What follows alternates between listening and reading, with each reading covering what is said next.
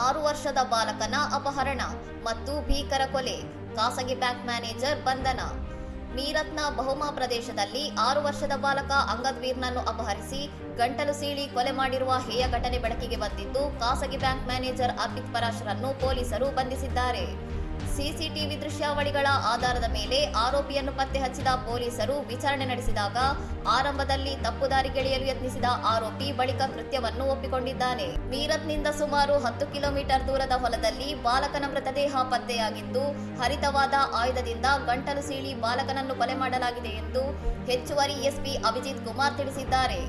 ಪಟಿಯಾಲಾದ boarding ಶಾಲೆಯಲ್ಲಿ ಓದುತ್ತಿದ್ದ ಬಾಲಕ ರಜೆ ಹಿನ್ನೆಲೆಯಲ್ಲಿ ಮೀರತ್ನ ಬಹುಮಾದಲ್ಲಿರುವ ತನ್ನ ತಾಯಿ ಗುರುಪ್ರೀತ್ ಕೌರ್ ಅವರನ್ನು ಭೇಟಿ ಮಾಡಲು ಬಂದಿದ್ದಾಗ ಈ ದುರಂತ ಸಂಭವಿಸಿದೆ. ಆರೋಪಿ ಅರ್ಪಿತ್ ಪರಾಶರ್ ಮತ್ತು ಬಾಲಕನ ತಾಯಿ ಕಳೆದ 3 ವರ್ಷಗಳಿಂದ ಸಂಬಂಧ ಹೊಂದಿದ್ದರು ಎಂದು ತಿಳಿದುಬಂದಿದ್ದು, ಇಬ್ಬರನ್ನು ಒಂದೇ ಸನ್ನಿವೇಶದಲ್ಲಿ ಬಾಲಕ ನೋಡಿದ್ದೇ ಕೊಲೆಗೆ ಪ್ರಚೋದನೆಯಾಗಿರಬಹುದು ಎಂದು ಶಂಕಿಸಲಾಗಿದೆ. ಪ್ರಕರಣದ ತೀವ್ರತೆಯನ್ನು ಪರಿಗಣಿಸಿರುವ ಪೊಲೀಸರು ಮಗುವಿನ ತಾಯಿಯ ಪಾತ್ರದ ಬಗ್ಗೆಯೂ ಗಂಭೀರ ತನಿಖೆ ನಡೆಸುತ್ತಿದ್ದು, ಮಾವಾನ ವೃತ್ತದ ಅಧಿಕಾರಿಗಳು ಹೆಚ್ಚಿನ ವಿಚಾರಣೆ ಮುಂದುವರಿಸಿದ್ದಾರೆ. ಇನ್ನಷ್ಟು ಸುದ್ದಿಗಳಿಗಾಗಿ ನೋಡ್ತಾ ಇರಿ ಸೌರಂ ಟಿವಿ.